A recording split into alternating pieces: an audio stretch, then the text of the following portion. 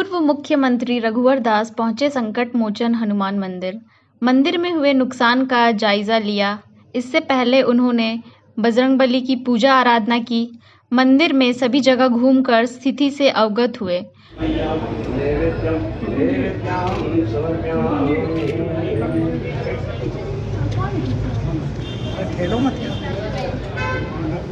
उन्होंने कहा कि इस सरकार में यह तीसरा दंगा है। पहले भी लोगों की जान दंगे में जा चुकी है। इस तरह के दंगे में सबसे ज़्यादा नुकसान गरीब तबके के लोगों को होता है, वे किसी भी तबके के हो। रघुवर दास दंगे के बाद राज्य सरकार के आए बयान को गैर जिम्मेदाराना बताया। उन्होंने पूरे मामले की जांच कर दोषियों को कठोर से कठोर सजा देने की मांग की। सुनिए पूर्व मुख्यमंत्री ने और क्या कुछ कहा। और जैसा कि अभी हमें पंडित जी ने जानकारी दी, ये लोग मंदिर के अंदर अपनी पूजा में मग्न थे और इस मंदिर को चारों ओर से उपद्रवियों लोग ने घेर कर पत्थर बरसाने का काम किया, हमारे पुजारियों को मारने का काम किया। ये किसी भी ढंग से माफ़ नहीं किया जा सकता, अक्षम्य है। लेकिन जो वर्तमान में झारखंड में हेमंत सोरेन की सरकार है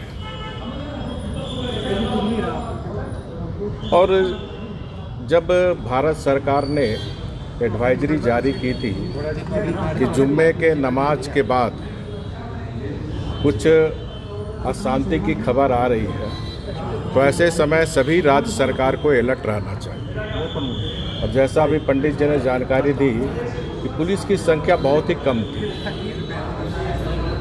ये सरकार इतनी लापरवाह थी और इस सरकार के लापरवाही के कारण ही ये जो नमाज के आड़ में जो कुछ उपद्रवी तत्व इस झारखंड की आपसी भाईचारा सौहार्द वातावरण को खराब कर झारखंड को रांची में आग लगाने का षड्यंत्र था, जिसमें सरकार विफल रही।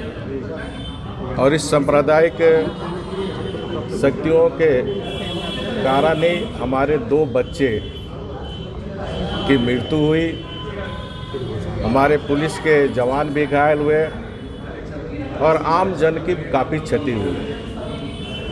और ये सरकार आज भी चेती नहीं है। जिस प्रकार महामहिम में राज्यपाल जो राज्य के संवैधानिक प्रमुख होते हैं, उन्होंने पुलिस प्रशासन को आदेश दिया था और ये पुलिस मैनुअल में भी है, जब कोई अपराधी या इस तरह के घटना में कोई अपराधी अगर गिरफ्तार नहीं होता तो उनका हम सब देखते हैं, देखे भी है। स्टेशन में पहुँचकर एकत्रितकरण हो गया था। मैं उस समय जमशेदपुर था और मैंने सीधे जमशेदपुर से हमने सीधे सड़क पर उतरकर दोनों समुदाय से अपील की, क्योंकि इस तरह के सांप्रदायिक तनाव दंगे होने से सबसे ज़्यादा अगर किसी को नुकसान होता है तो हमारे गरीब तबके के। और गरीब सभी समुदाय में, ऐसा नहीं कि एक समुदाय में गरीब है दूसरे समुदाय में गरीब नहीं है। और उस समय दोनों समुदाय ने इस बात को समझा और अमन चैन शांति रहे। और 5 साल हमारी सरकार में कोई एक दंगा नहीं हुआ।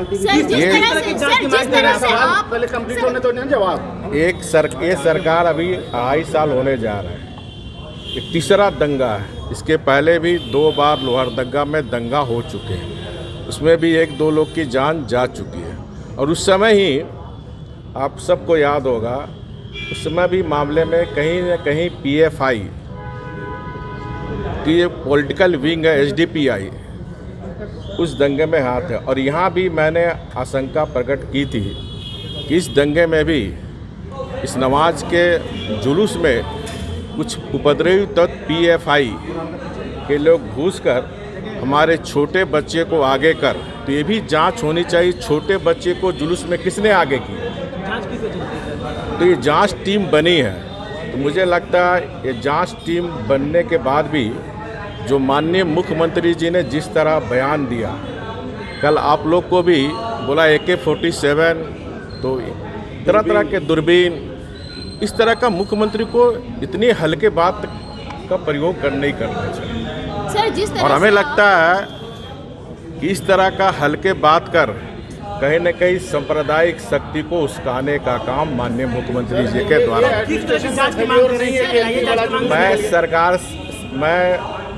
मैं नहीं 3.25 करोड़ जनता मांग रही। प्रशासन, जिला प्रशासन सरकार के दबाव में है और जिस तरह PLFI टेरर फंडिंग भी, जैसा कि आप सब समाचार पत्र मीडिया के द्वारा ही जानकारी हुई कि सहारनपुर से भी लोग यहाँ आए थे, तो ऐसे मामलों टेरर फंडिंग के मामले में ANI की जांच की आवश्यकता है।